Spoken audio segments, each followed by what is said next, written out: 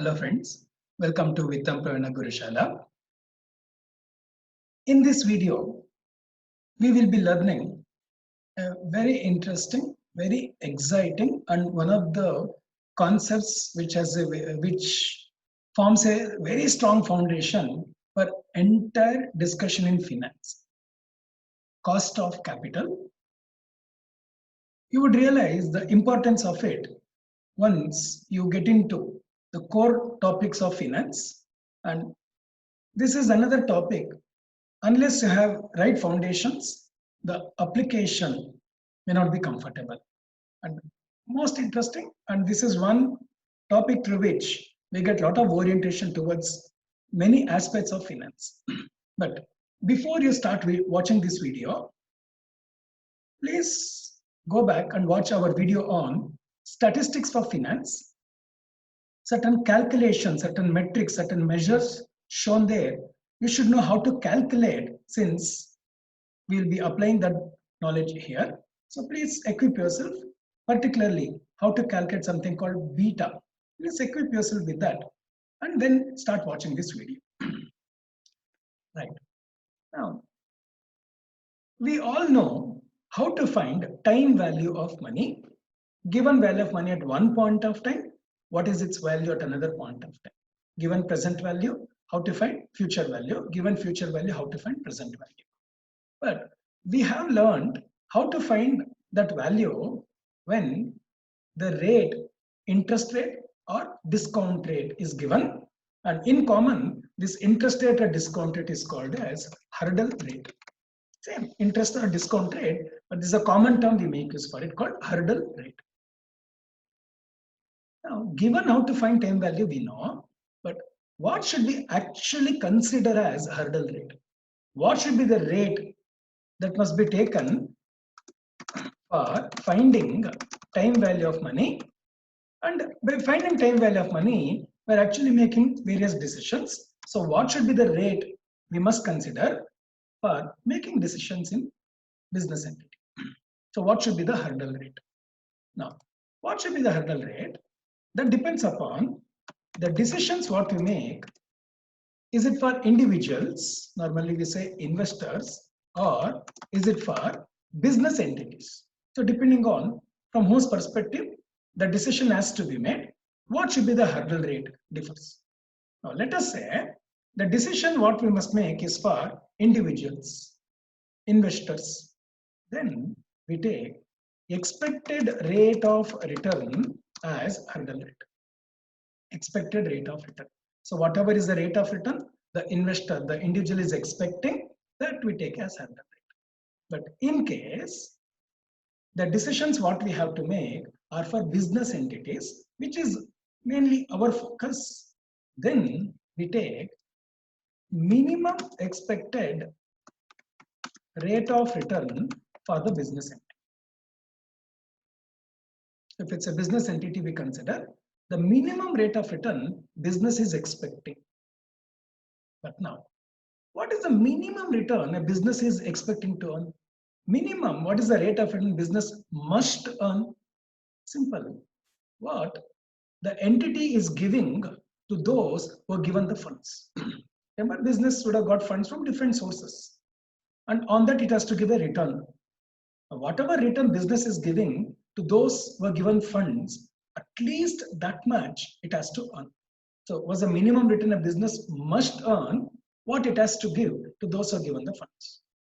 And the return that a business entity is giving or is expected to give to those who are given the funds is what we call as cost of capital. So if it's a business entity, what should we take as hurdle rate for all decision making? The minimum return that a business is expecting to earn. And what's the minimum return a business is expecting to earn? What it is giving or it has to give to those who are given funds, and that is what we call as cost of capital. So cost of capital, or to be more precise, we use the term weighted average cost of capital. Why so? We'll see. Is what we take as hurdle rate, interest rate or discount rate to find time value of money, and make any decision relating to your business entity. So as an extension to time value of money, we're learning what should we take as a rate for finding time value and making decision. If it's a business entity, we must consider cost of capital, or what we call weighted average cost of capital. Now, what is the meaning of this? Rate of return business entity has to give. Now, how much it has to give? What is expected by investors? So cost of capital is rate of return expected by investors into the business or funders. So whatever is the rate of return, the investors, those who have funded the business, are expecting, that is the return business has to give. That we call as cost of capital. And the key word here is expected. So the rate of return expected by investors is what we call as cost of capital. Now, why it is weighted average cost of capital? Let us see. Now, how to find this? How to calculate this? Let us first take a simple hypothetical situation, get an understanding how to calculate this, and then let us get into the details. Now, let us say business entity has funds from following sources. Business entity is having funds from, let's say, following sources. Let's say debt, preference shares, equity share, preference shares, when I say preference share capital, equity share capital, retained earnings. Let's say business entity has funds from all these sources in the form of borrowing, by issue of preference shares, which is preference share capital, by issue of equity shares, equity share capital, and profits earned and retained in business, retained earnings, which also belong to equity shareholders. Now, for simplicity, let us say this is the extent of funds we have. Let's say 6 lakh in the form of debt, 9 lakh in the form of preference,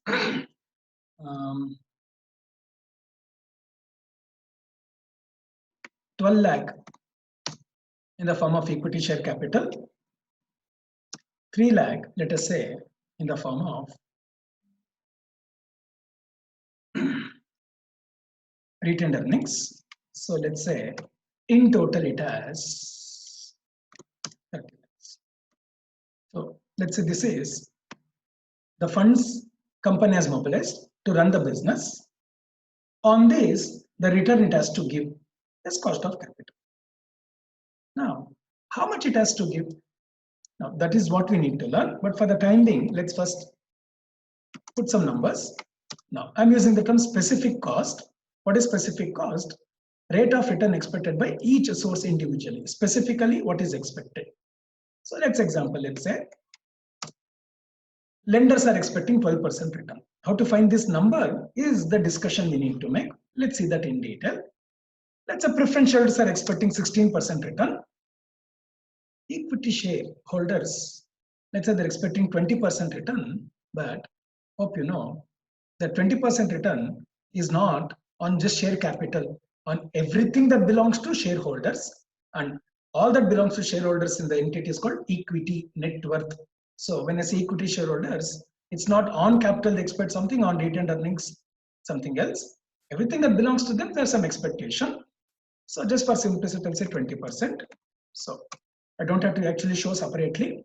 Share capital, retained earnings, both belong to shareholders. So on 15 lakh, they're earning they want a return of 20%. How to get this number is our main discussion, let us see, but given this.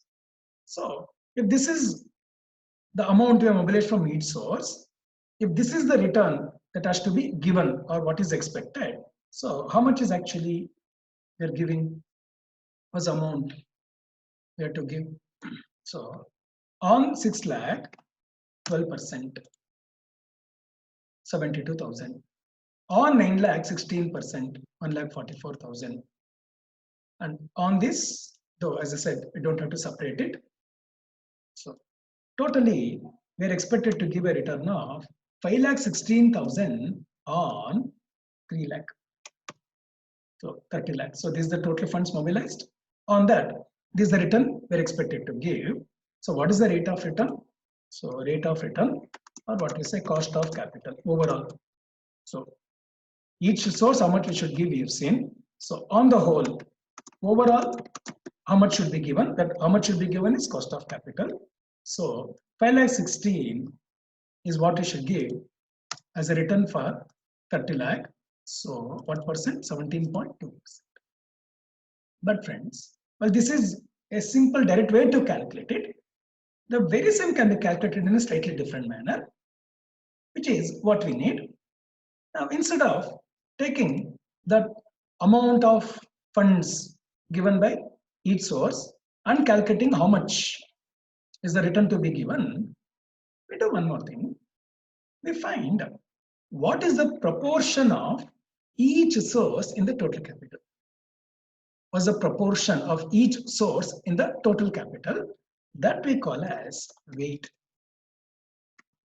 So weight means proportion of each source in the total funds. Now, in this example, what is the total funds? 30 lakh. In the debt is how much? 6 lakh.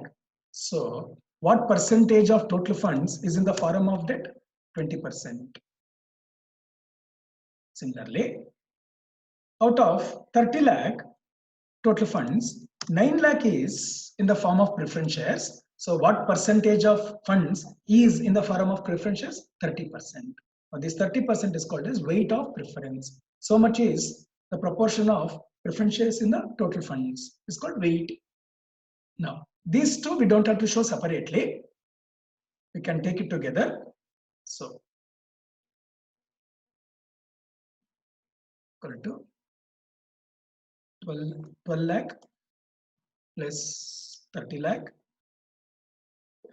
12 lakh plus 3 lakh divided by 30 lakh, 50%.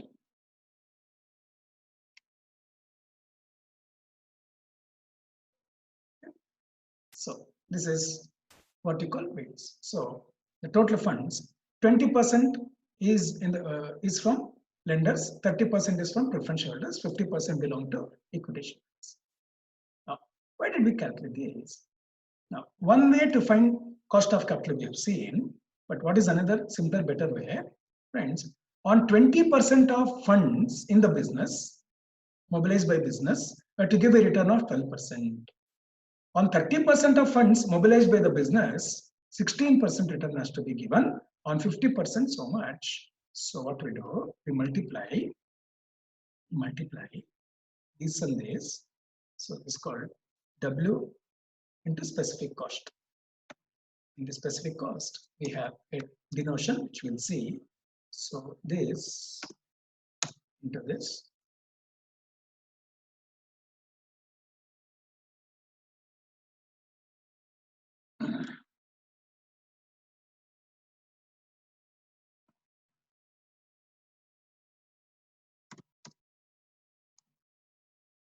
Point 172 or in percentage 17.2%.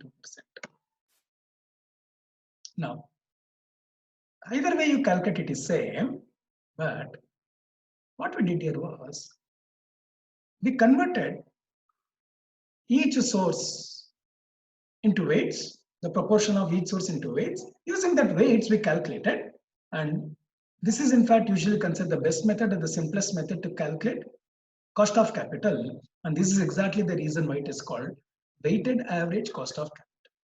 Now, if I had to put the same as a formula, friends, this is the formula to calculate WACC. WACC is the abbreviation for weighted average cost of capital.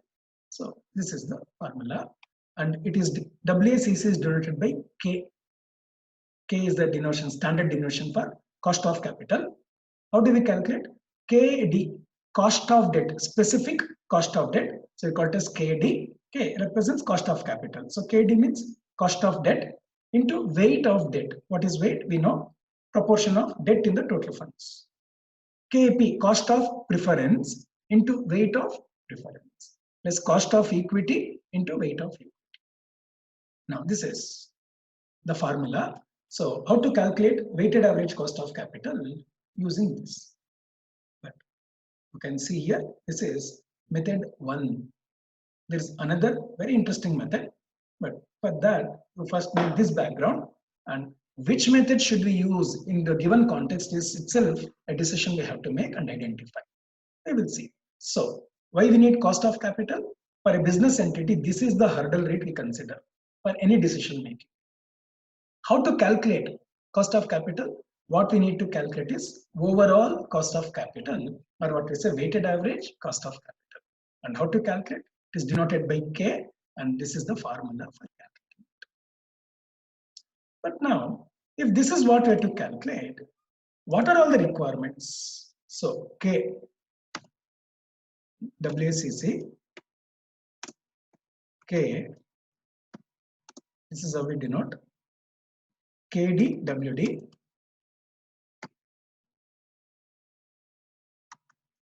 KD, WD plus KP, WP plus KE, WE.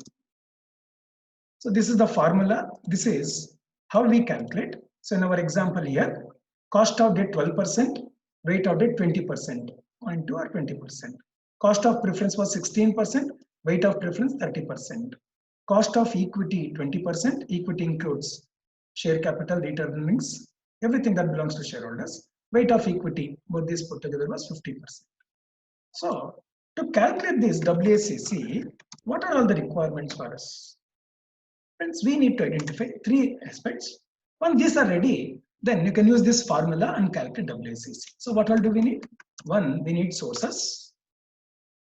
Two, for each source, was the specific cost. First, from what all sources business has mobilized funds. Two, what is the specific cost for each source, which is the requirement, core requirement to learn under cost of capital. And three, what should be taken as weights. How to calculate weights I've shown you, but is it as simple as straight as this? What should be taken? Let us see. So requirements, let us see.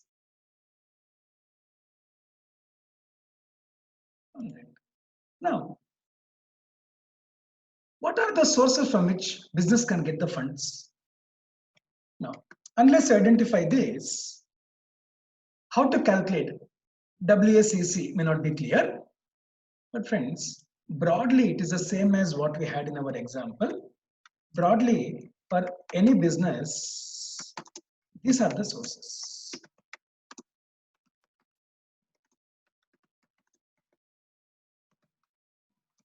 Think of any other form in which we can mobilize funds. It will fall under one of these. For example, venture capital. How do venture capitalists give funds to business? Either in the form of loan or they subscribe to our shares.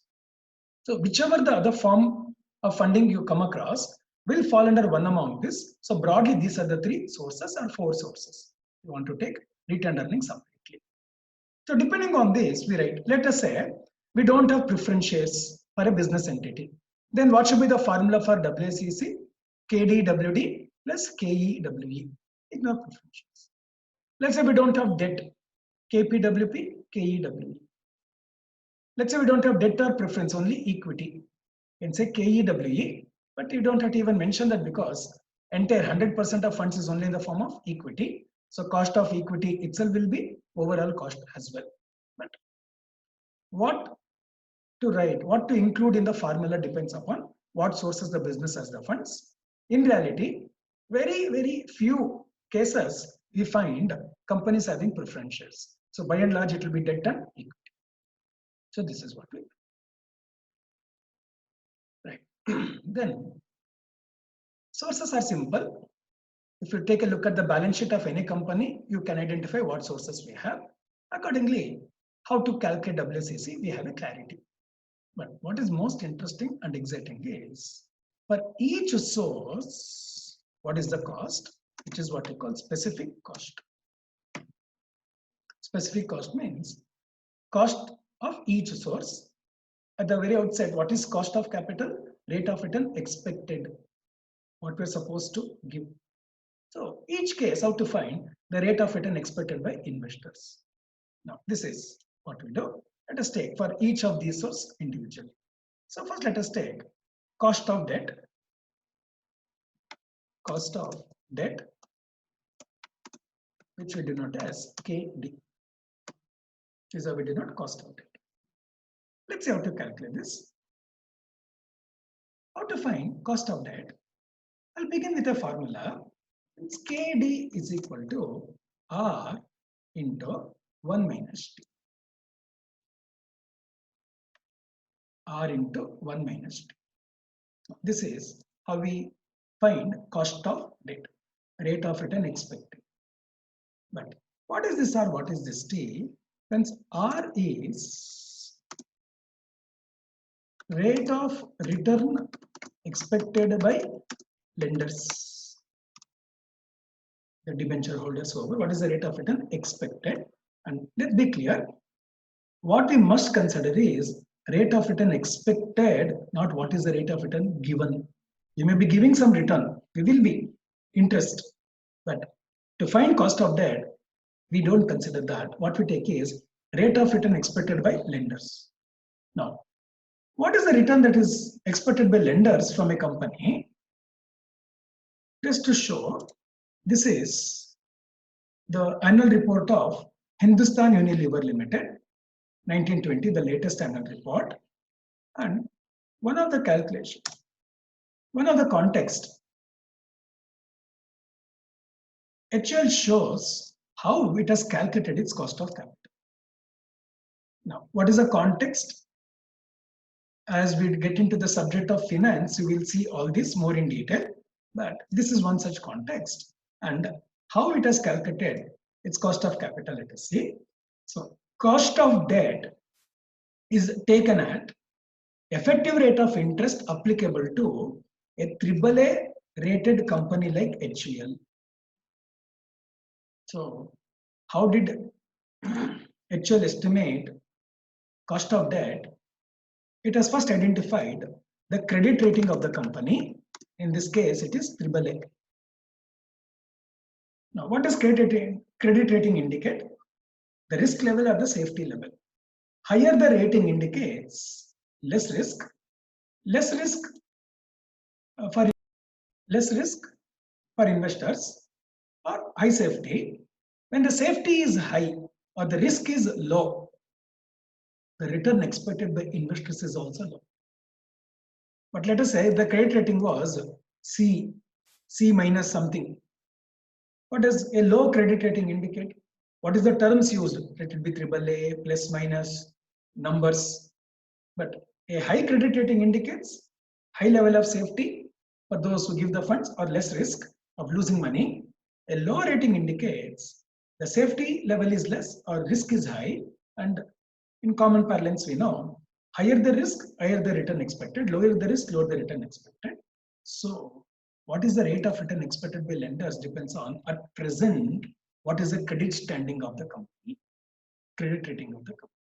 Now more about credit rating in other videos you can watch, but credit rating we know what it means, and what does high rating, low rating mean we know. And for any company, if you go for Google search, we know what is the rating, what is the standing of the company. So higher the rating, it indicates the return expected by investors is less because they have less risk.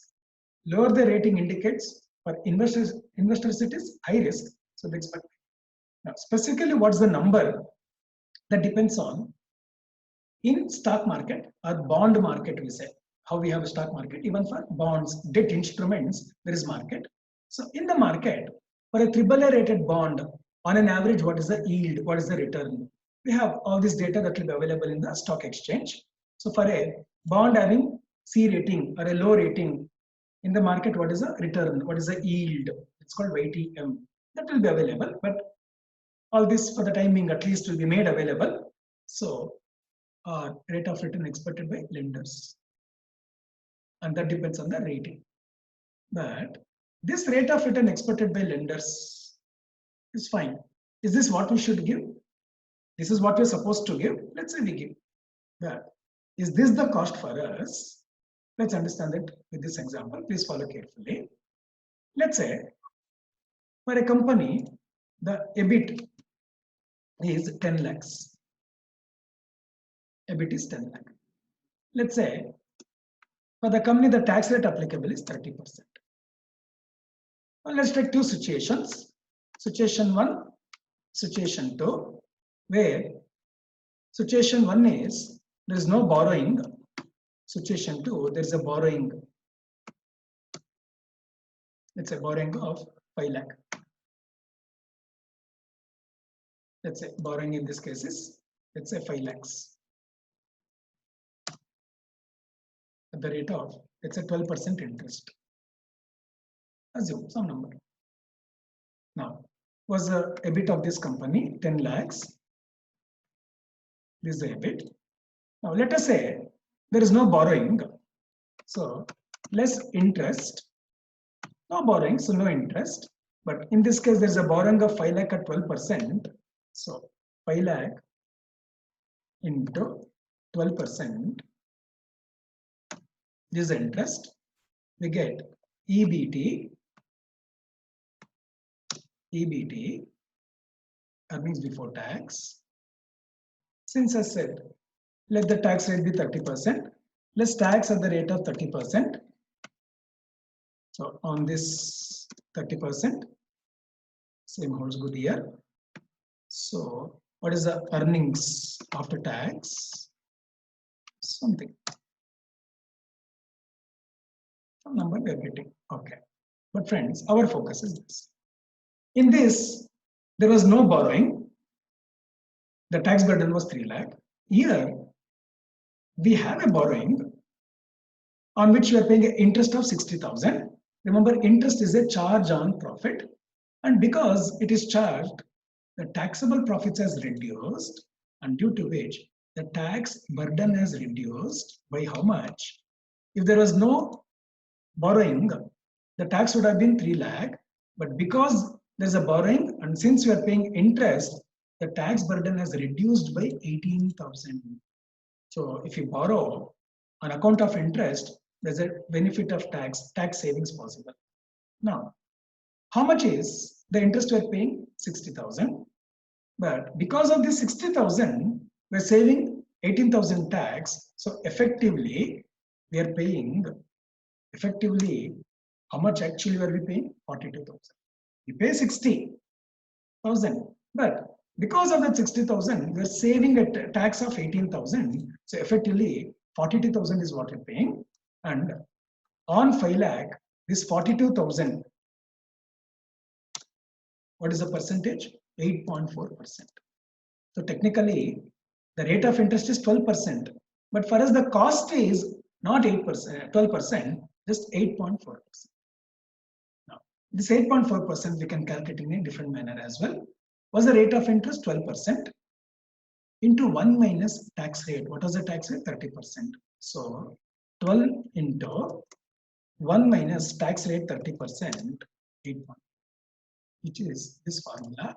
So R, rate of return expected by lenders. If I only take R, friends, we call it as pre-tax cost of debt. Pre-tax.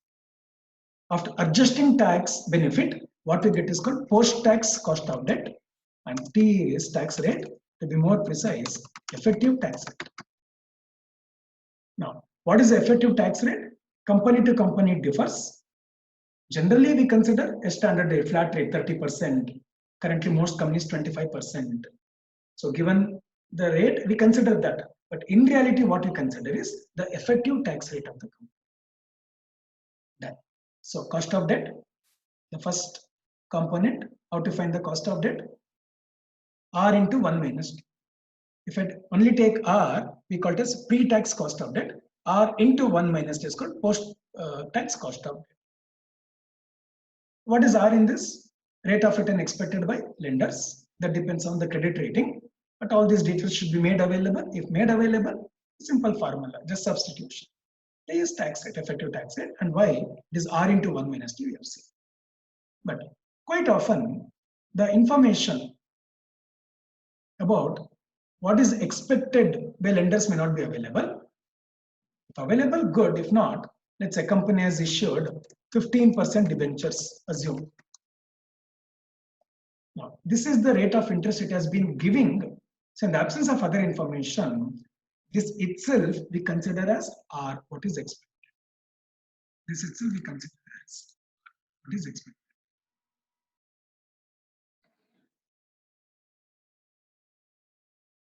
Next is, so this is cost of debt, pre-tax cost of debt, post-tax cost of debt, and where we don't have information on rate of return expected by lenders, then take the rate of interest which is being given. Fine. So first source, debt, how to find cost we know. Remember, interest is a charge on profit, an account of which there's a tax benefit available. Adjusting that, we get what we should consider as cost of debt, and what we must consider is called post-tax cost of debt. Now let's consider the next source, the next one, number 2,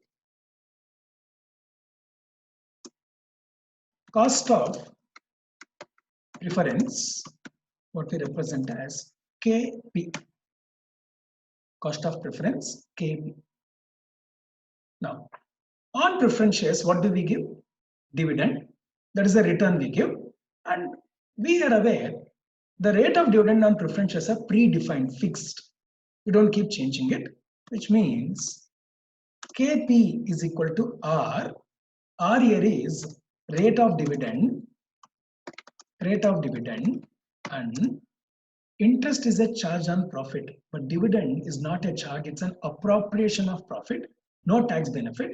So whatever we pay to preference shares itself is our cost, so the rate of dividend is the cost. So KP is equal to R, rate of dividend. And so let's say company has issued 18% preference shares. So this 18% is cost of preference, simple. So KD, R into 1 minus T. KP, R. That's it. But what is most exciting is the third source, cost of equity, KE. And when I use the term equity, it includes everything that belongs to equity shareholders. So cost of share capital, equity share capital, retained earnings. We don't find for each cost separately. Everything that belongs to equity shareholders, we combine and find the cost. Now, debt and preference, at least there was a reference. There was some predefined, established rates. At least interest rate is known, dividend rate is known. So finding cost of debt, cost of preference was not a major difficulty. And usually in the absence of other information, the rate of interest being paid, rate of dividend being paid, itself we take. How about cost of equity? No such a reference, no predefined rates, and the return, what we give dividend is not actually the rate return, because dividend is just a share of profits distributed. The entire profit actually is available for them to be distributed. So how to find cost of equity? At the outset again, what's the meaning of cost of equity? Rate of return expected by equity shareholders. Rate of return expected by equity shareholders. Now, how to find what is the return expected by shareholders? Friends, for this we use a very interesting and very excellent model called Capital Asset Pricing Model. CAPM is the abbreviation. This model helps us to find what is the return expected by shareholders from this company. So to find cost of equity, we use what is called CAPM model. These two simple formulae we have: cost of debt, cost of preference. But cost of equity, since there is nothing of an arrangement, predefined arrangement, we make use of this model. Now, what does this model say? Now, according to this model, cost of equity, what's the meaning of cost of equity? Rate of return expected by equity shareholders. This model says any investor, any minimum expects to earn what is considered as risk-free rate. There is a minimum return expected by anybody who make investment. What is this risk-free rate? Return on risk-free securities. Now, what are risk-free securities? Securities for which the investor doesn't have any risk.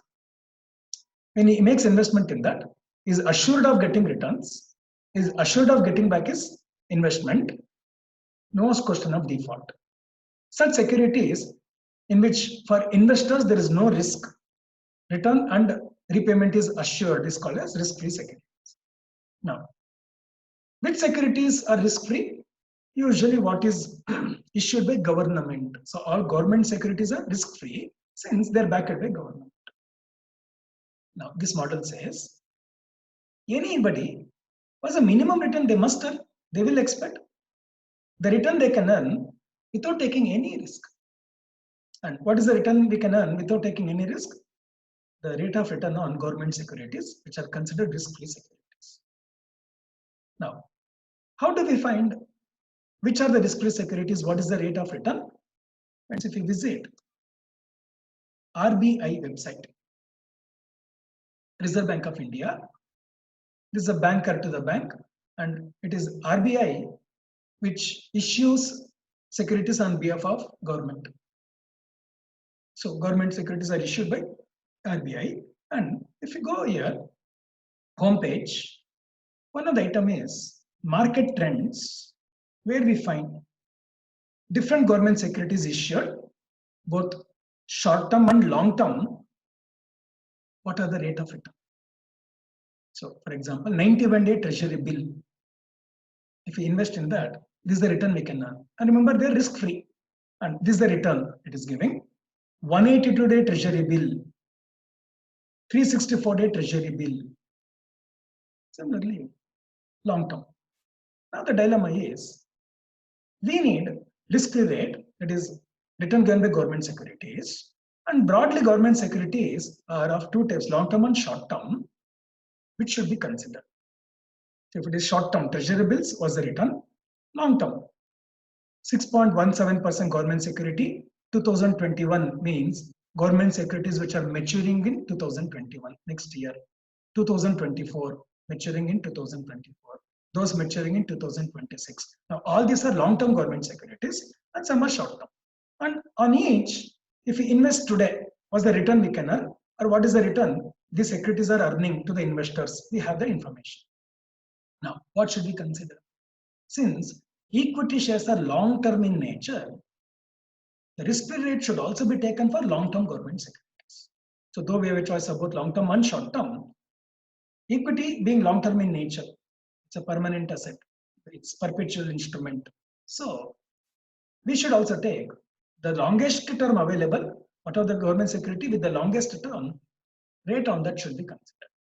Now, if we further explore, we get a lot of details, which security, etc. This is just an example. This was the security issued in 2020, 13th April, few months back, maturing in 2060. It's a 40-year security, and as of now, this is the longest.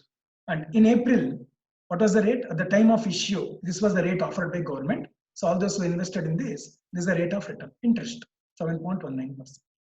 But present rates are slightly different. It has fallen on account of various economic scenarios. So currently it is considered as approximately around 6%.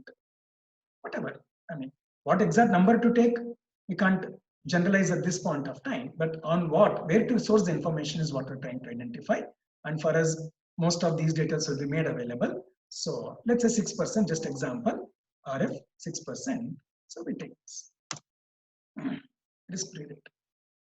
Now, CAPM, the model which tells us how to find cost of equity, rate of return expected by equity shareholders, says, first consider risk-free rate, because this is the minimum any investor will expect to earn, because without taking any risk, he can earn so much.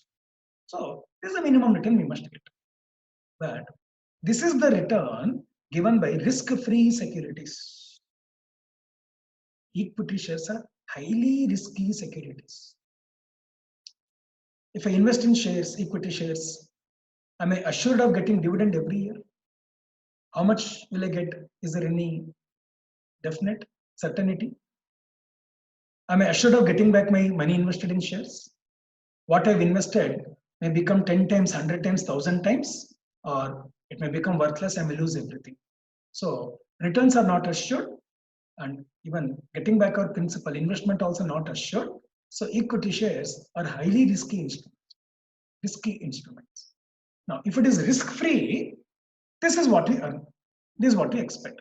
But since there is a risk involved, obviously as an investor, what do you expect? Something over and above risk-free rate. What is what we call premium. So for taking risk of investing in equity shares, we expect some extra return. That extra return is called as premium. So as an investor, as an equity shareholder, what's the return I expect? Risk-free rate plus extra return for taking risk, and that extra return for taking risk of investing in shares is called risk premium. RP, we say RP, risk premium. But then the next question is, how much premium is expected by shareholders? If you ask shareholder 1, he may say, I want extra return premium of 5%. Another may say 10%. Another may say, I just want 1% extra return. How to generalize this? So the model says, to find how much is the premium extra return expected by shareholders, don't ask each individual shareholder, but find out the return given by a place where all shareholders meet, and the place where all shareholders meet is market. So this model says to find what is expected, what is the premium expected, it says find what is the rate of return given by the stock market. What is the rate of return given by stock market over and above risk-free rate? Stock market is where all investors come and trade. So it is a place where whatever the return they're expecting, they try to generate. So according to the model, what is the return expected by shareholders? Risk-free rate plus some extra return for the risk they are taking. That extra return is called risk premium. And this model says how to find risk premium. Find what's the rate of return given by the stock market, rate of return given by stock market over and above risk-free rate. So that is the premium given by the market. There's a premium given by the market as a whole. So we can't take what is expected by each individual, but we should consider the premium given by the stock market as a whole. So how to find the premium given by stock market? This is how we express RM minus RF. Now RF we already know, risk-free rate. What is RM? Rate of return given by stock market. So RM is rate of return given by stock market. It's called RM. How to find this? In the market, stock market, hundreds and thousands of stocks are sold. So, for example, Bombay Stock Exchange, have around 8,000 shares listed. Around 1,000 shares are actively traded on a daily basis. Every day, so many are bought and sold. How to find then? Market as a whole, what's the rate of return it is giving? How to find this RM? This model says, you can't take entire stock market. Difficult. It says, to find RM, take a proxy to the market. Since you can't take entire market, take something as a proxy, something which represents the market. And what is a proxy to the market? Index. So take any index which represents the market. In Indian market, there are many indices available, but friends, two are very popular, Sensex and Nifty. There are many others, many indices available, but two are most popular indices. Any business channel, 24 hours in a day, keep talking about these two, though there are many others. Now, you have a choice to take any index. What is an index? An index indicates, compared to base year, what is the change that has happened in the current year? That is what's the meaning of index. So, what does Sensex and Nifty indicate? The same. Friends, for Sensex, the base year was 7980. That's a base year. And whenever I say base year, index numbers, you should be familiar. For base year, we always take either 100 or 1000 as base year number. So for Sensex, it is 100. Friends, as of now, so this is the current Sensex value at this point of time. Today is 21st July 2020. 37,853.38. I'll say 37,854. So this is the current index. Now, what is the meaning of this? If I'd invested 100 rupees in Bombay Stock Exchange, Sensex is index given by Bombay Stock Exchange, correct? So if I'd invested 100 rupees in Bombay Stock Exchange in 79.80, today, now it is worth 37,854. So 100 rupees invested in Bombay Stock Exchange in base year 79.80 is today worth 37,854. That is how we read Sensex. Sensex is just one of the index number available. Now Nifty 1991-92 is the base year. The base year number is 1000. Now currently the Nifty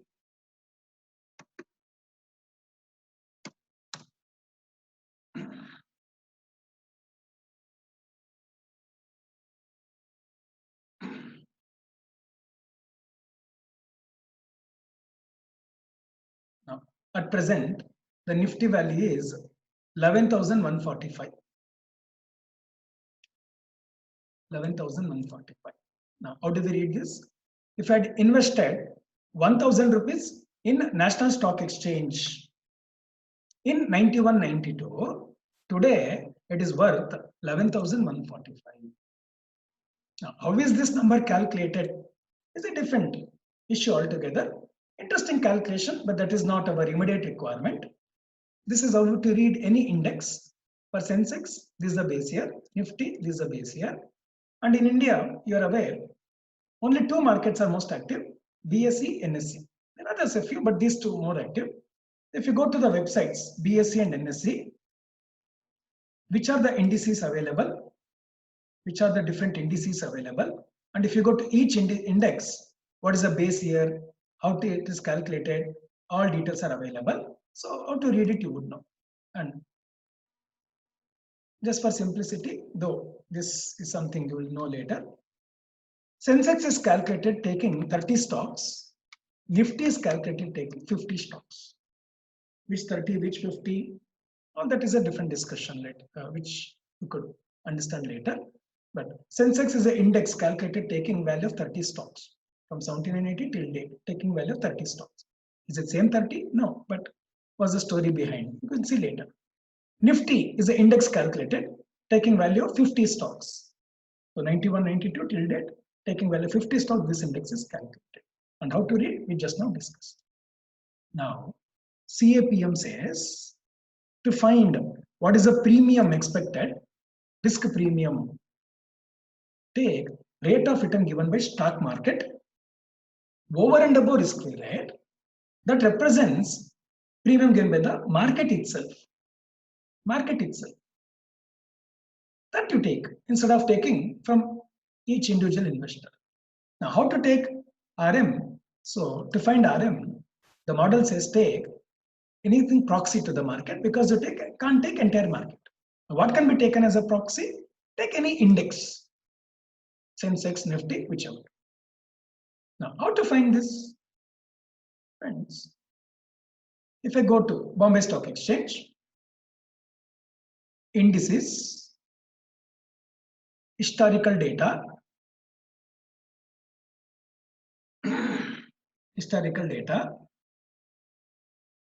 indices, historical prices.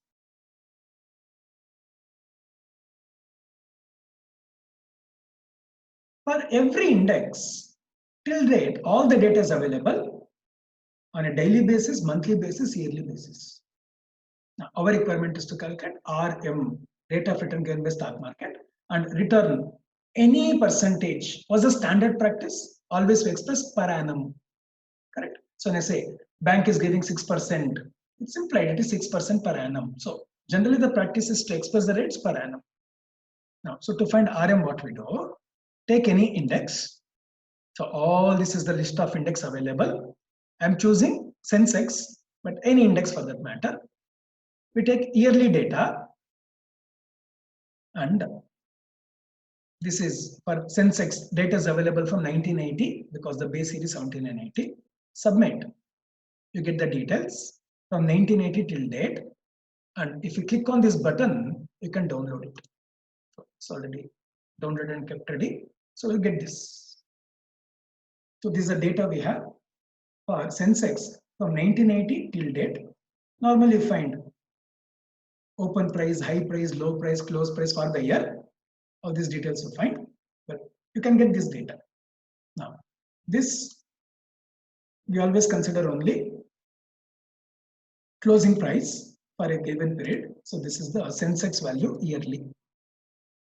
Sensex. Now, how do we read this? If you had invested 148.25 in stock market in 1980, by next year it would have become 227.72. So 148.25 in 1 year would be worth 227.72.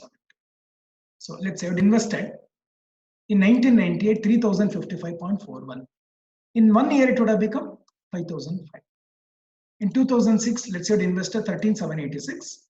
In 1 year's time it would have become so much. But in 2007, let us say you had invested 2286. In 1 year time, this would have been its value. Now, this is the Sensex. So this is yearly data. Now, how to find RM? That is what we are learning. So don't take entire market. You can't take. Take something as a proxy. So Sensex is the proxy we have chosen. Take the data, yearly data of the index you have chosen for whatever period.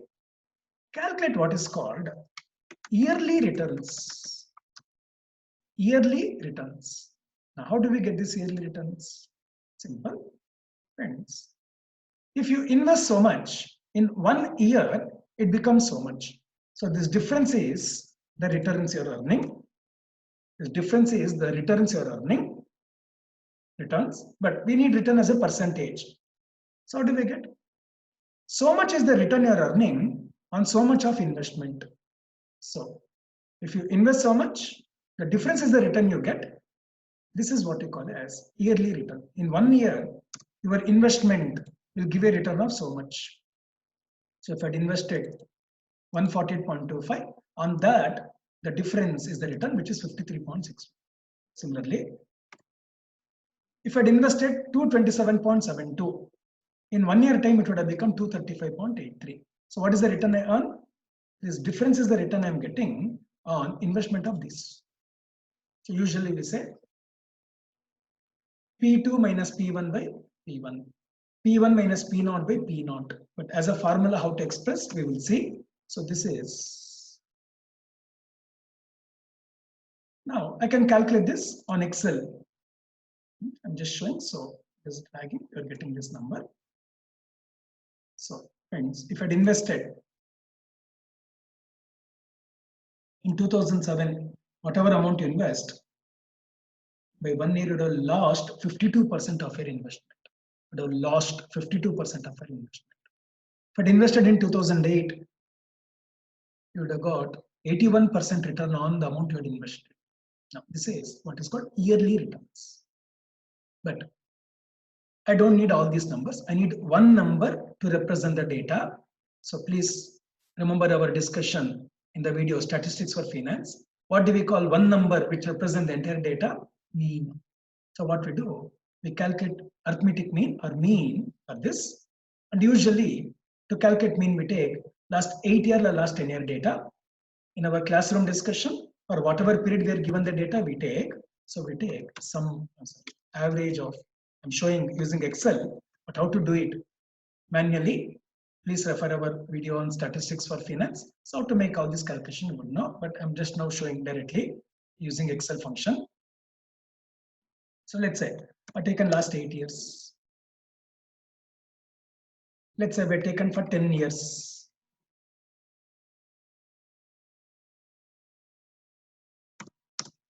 Something like this. Now, for simplicity, I'll take 8 years. So how did we calculate RM? choose any index, Sensex, Nifty in Indian market, any other country, whichever the index popular or whichever index you want to take.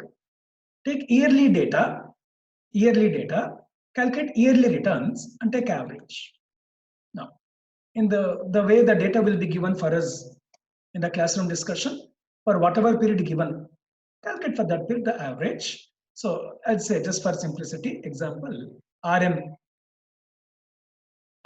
let's say 10%, 9.34, let's say 10%. So according to CAPM, was the rate of return expected by investors? RF 6% plus RM minus RF 4%.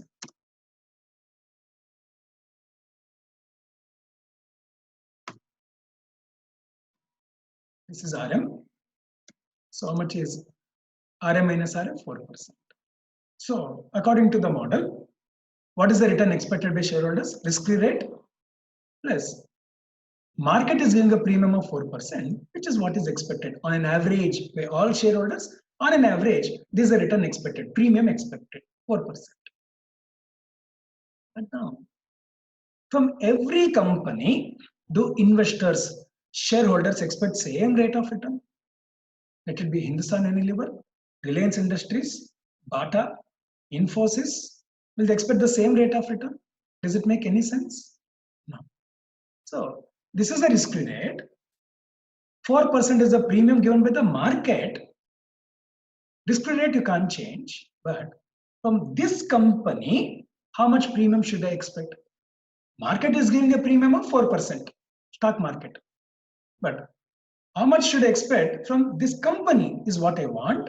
So the model says for that, it says multiply this with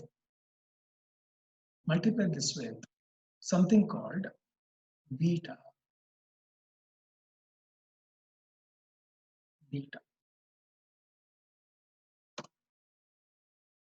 Now, what is this beta? How to calculate and what is required, let us see. And this is exactly the reason why I mentioned at the beginning of the video, you should first watch statistics for finance, get the understanding how to calculate. Now, what does the model say? Risk-free rate plus premium. This premium is given by the market. If we should find from this company, how much risk premium should I expect? So the model says, multiply that market risk premium with something called beta. Now, what is this beta? How to calculate? Let us see. Friends, beta means, generally we call it as measure of sensitivity. That's the basic meaning, beta. It measures change in stock with change in market. So beta will tell us with change in market, how much will be the change in the stock. So in simple words, let us say, it gives a relation between, it establishes relationship between market and stock.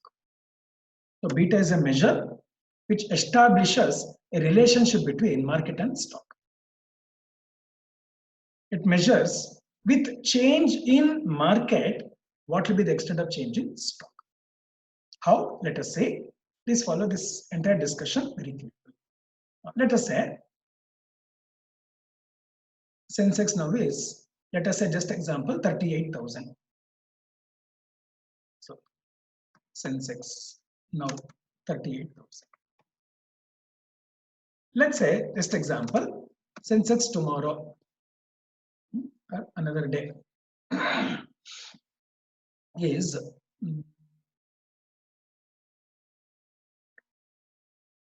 let's say 39,400. So there's a change. But what is the meaning? If you invest 38,000 today, it will be worth 39,400 tomorrow. So what is the return you are earning? What's the return you are earning? 39,400 minus 38,000 by 38,000. Okay. So we're expecting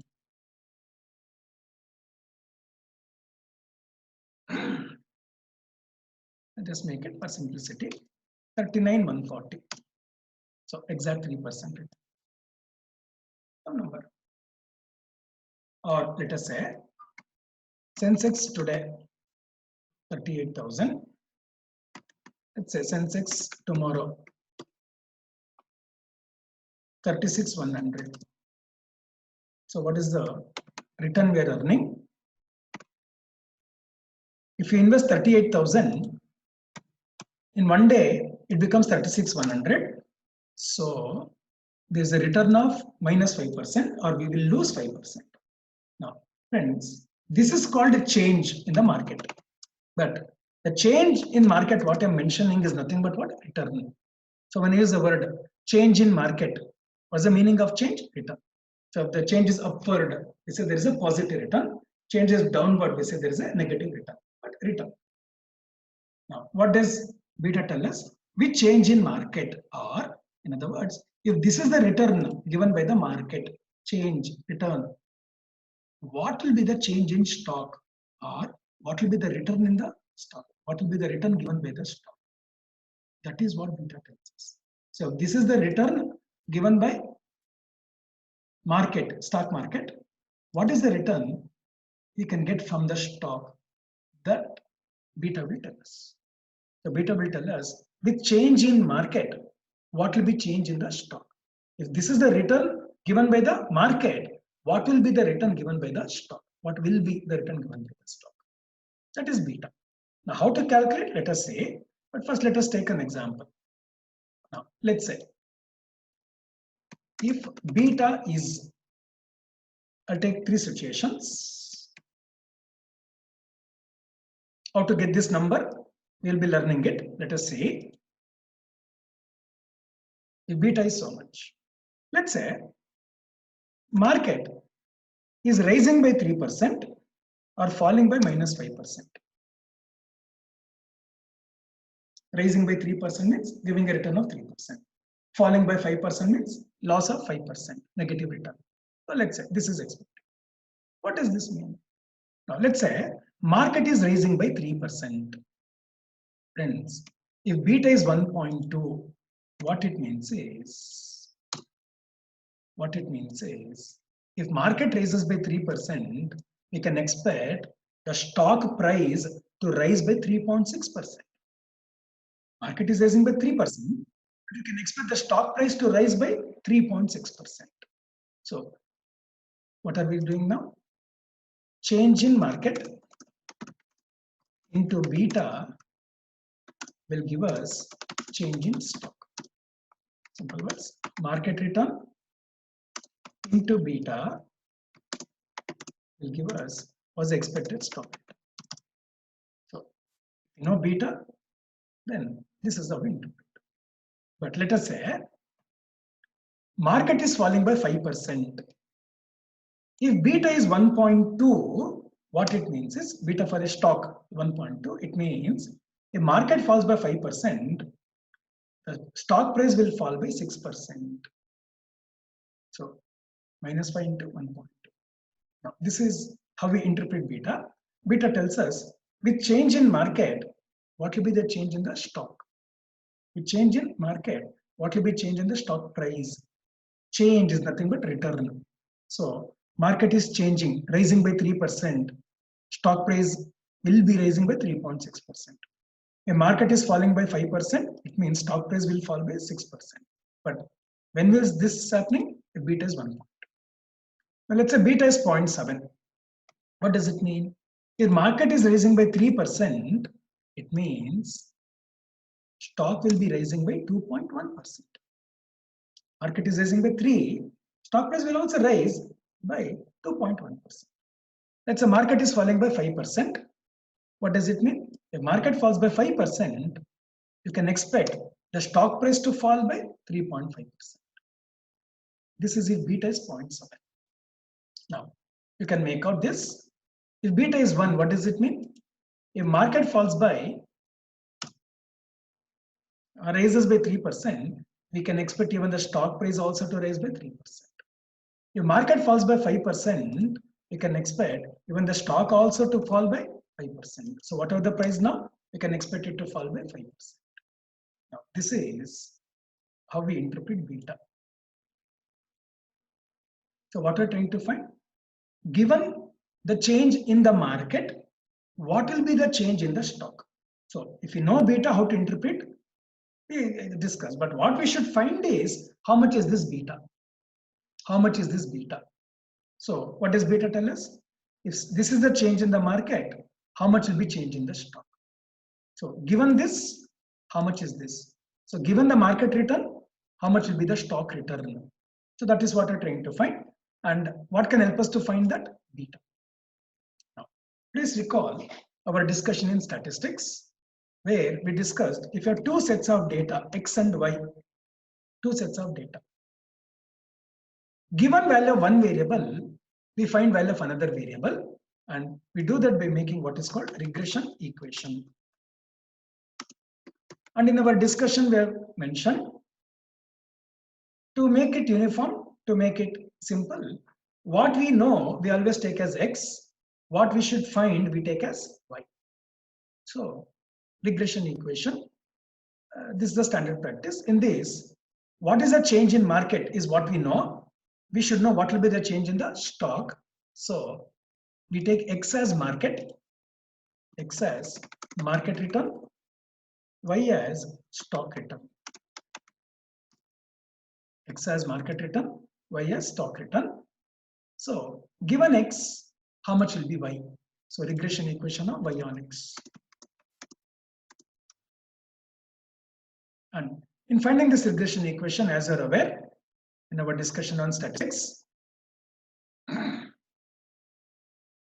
we have seen regression equation of Y on X is equal to Y is equal to alpha plus beta X. Now, how to find that beta was a discussion we have made in our video on statistics, and this is the formula for beta. Beta R into sigma Y by sigma X, covariance of XY by sigma X square. Now, here I'll demonstrate very quickly using Excel function how to calculate using Excel function, but all this is something we have to manually carry out in the classroom discussion. We will see that part later, but as of now, how to use Excel and calculate this, let us see. So what is beta? Another item we should take in the formula. So according to CAPM, what is the rate of return expected by shareholders? Risk-free rate plus premium given by stock market into beta for the company. Beta tells relation between stock and market. If so much is the return given by the market, what is the return we can get from the stock? So if this is the premium given by the market, if I multiply with beta, we will get how much is the premium we can get from the stock. So beta is a measure of sensitivity. It measures with change in the market, what will be change in the stock. And change is nothing but return. So much is the return given by the market, what will be the return given by the stock. And that we calculate with the help of beta. So given beta, how to interpret, we know, but what we should know is how to calculate beta. Friends, to calculate this beta, we take, as you know, we take market data. Market always is represented by a proxy. So Sensex, Nifty, something. So we need data for Sensex or Nifty or market and data for stock.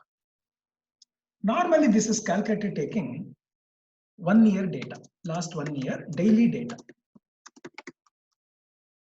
For us in the question, however the data given we take, but in reality this is how we calculate beta.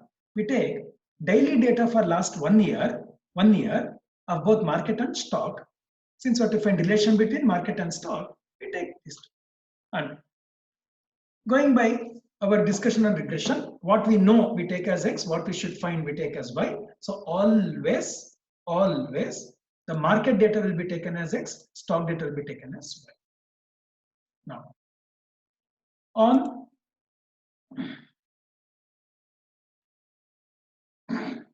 BSE, as I showed earlier, how we can download. So same way we can download daily data for last 1 year. So just example. So last 1 year, so July 22nd till July 21st. So I get the data, which I've already downloaded and kept with me. So July 22nd, July 2019 till date, but our requirement is only closing data. Closing data. So this is Sensex.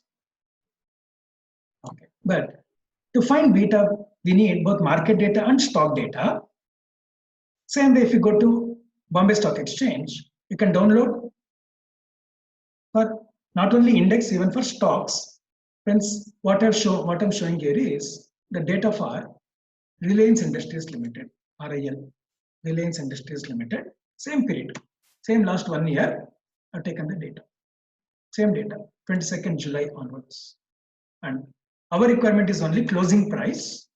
I'm just taking the closing price, putting here, closing price.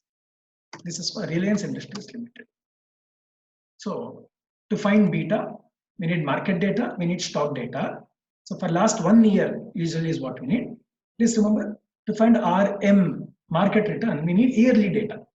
But for calculating beta, usually we need daily data. This is in reality, but when we are given questions or whatever period it is given, we take it accordingly. Now, this is what we do. But it's not price which I should take, change is what I should take. The change is nothing but return. So find market return, which we denote with X, and stock return, which we denote with Y. Return, change, because with change in market, what will be change in stock? If so much is the market return, what will be the stock return? So it's not the price which we should actually consider the return. Now, how to calculate returns? I'd shown earlier. While calculating RM, it was yearly returns. Now it is daily returns. So on 22nd July, if I'd invested 38,031 in the market, stock market, then next day, this is how much it would have been. So this minus this is the return on so much investment. P1 minus P0 by P0. That's how we write. P1 minus P0. P0 is today, P1 tomorrow. So tomorrow's price minus today's price by today's price. Now this is the return we get. Daily return. So I've calculated for the entire. I'm showing on Excel, but manually all this is the calculations which we will be making. Similarly, stock return, RIL. So if I'd invested 1,280.5 on RIL stock, let's say you bought one stock, one unit, one share, we're paying this much. Next day, this is the price. So what is the return you earned in 1 day? That is called daily return. So we take that. So now we have it as X and Y. And in statistics, how to calculate all the measures we have learned. For each set, we calculate mean, variance, standard deviation. And for both the sets put together, correlation, beta, alpha. And all this is a calculation we must be making manually. But for now, I'll just show using Excel. Beta is also called slope. Beta, I mentioned all those terminology, slope. So in Excel, there is a function called slope function, which helps us to calculate beta. Now, this Excel function is not our requirement, though in reality, how well we can use Excel and make the calculation is more important than knowing how to calculate manually. Nobody is interested in manual calculation, but for exam requirement, at least you should know manual calculation. You will see. But now I'm calculating using Excel. How I'm calculating? It's not of immediate requirement, don't bother. There is a function called slope function. So I select slope function is equal to slope, then select always y values first and then x values. Always select all the y values, comma, all the x values. If I do that, I get what is the beta. So at present, for in the Reliance Industries Limited, beta is 1.08. So I'll take beta 1.08. Beta 1.08. These are present as of today. Daily basis it changes. So if I am the shareholder of Hindustan Unilever Limited, what's the return I'm expecting?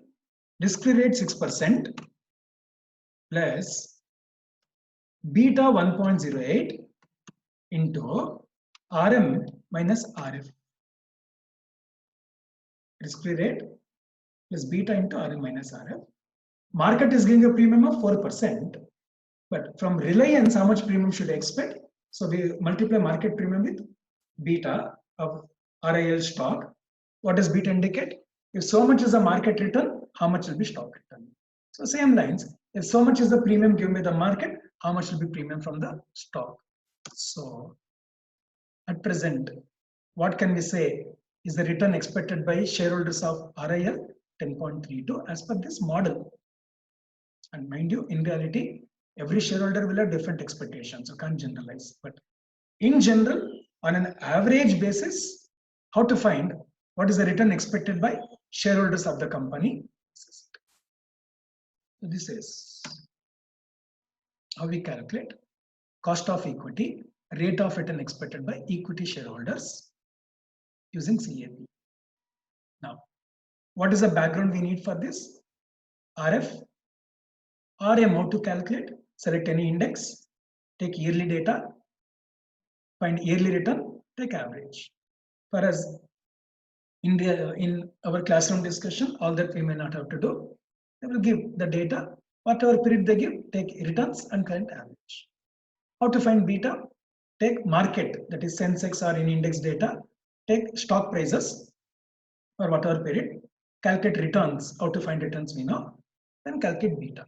And how to calculate beta? That is our discussion in statistics. And believe it, this beta has a very big role to play in entire finance. Take any topic, be it derivatives, be it investments, stocks, bonds, international finance, anywhere beta will have a presence. So how well we know beta, how good we are in making the calculation, the manual calculation, statistics, so easy our discussion becomes. But this is how we calculate cost of equity. So with this, the third source also, we have an idea how to find. So to calculate WACC, what are the requirements? Sources, specific cost, weights. Sources, broadly these are the three. And for each, how to find specific cost? We have seen cost of debt, cost of preference, cost of equity, the CAPM. Now, this calls for more practice, but this is just an introduction. In the discussion of the subject, you will see more and more of this application. What's the third requirement to calculate WACC? Weights. Now, what are weights? Proportion of each source in the total funds. Proportion of each source in the total funds. How to calculate? We'll see. But this weight, what we calculate, should be taking which values? Friends, we have three choices to calculate weights. Three choices. One, take weights using book values of all the sources, debt, preference, equity. In the books, in the balance sheet, what are the values? Take that and calculate weights. That is one choice. Second choice, instead of taking debt, preference, equity as in the books, take the same debt, equity, preference as in the market. So by chance, debt, debentures, listed and traded. So for debentures, there will be market value. If not, book value itself will be market value. Preference shares, if they are also listed and traded, so we'll have market price for preference shares. So we can take market value of the preference shares. Similarly, equity. Now, when we take market value of all the sources and find weights, it is called market value weights. Some companies, generally, they will have what is called a target capital structure. What is it? In the long run, how should the capital structure be? So debt 50%, preference 20%, equity 30%. Now that we call as target capital structure. If companies as identified, so in the long run, that is how they want it to be. Now, if so, then taking that target capital structure, we can also calculate weights, which we call target capital structure weights. Now, to calculate WACC, the third requirement is weights. Now, what should we take? Now, this, no dilemma, this is what must be taken. else it's a mistake. If we have target capital structure data available, information available, then that must be taken. Weights using target capital structure must be taken to calculate WACC. Must. So if we have, then don't worry about any other data. Take target capital structure weights. In case we don't have that, the company has not thought of any target capital structure, then you must take market value weights. No choice. You must. Why target capital structure weights? Because this is what will be there in the long run. So the WACC what we calculate will also be for long run. In case we don't have target capital structure, take weights based on market value. Why? Let's assume MRF Limited. Face value of the share of MRF is 10 rupees, but market value is around 63,000 rupees. So if an investor is buying shares of MRF, is he expecting return on 63,000 or 10 rupees? 63,000.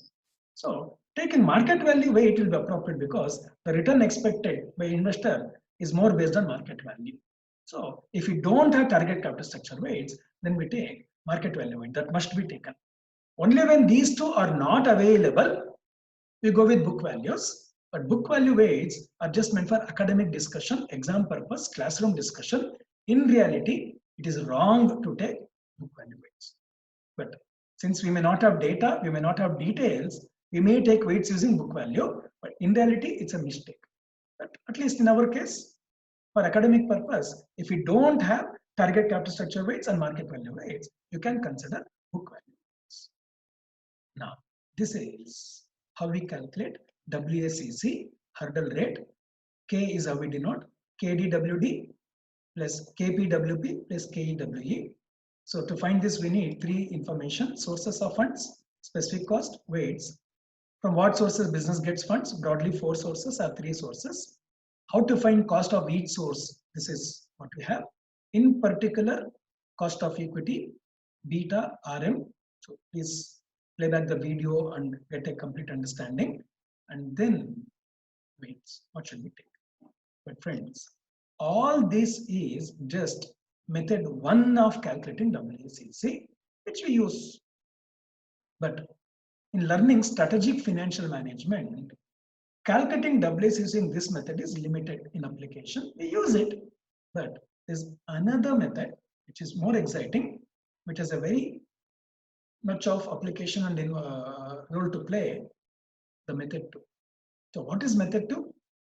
How to calculate? You can see in the next video. So next video, I'll also demonstrate some problems, some working to understand the first method, and based on that, we'll also explain what is the other method to calculate WACC and what is the role it has to play.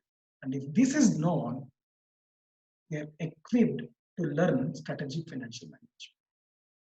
So please watch this video as many times as required.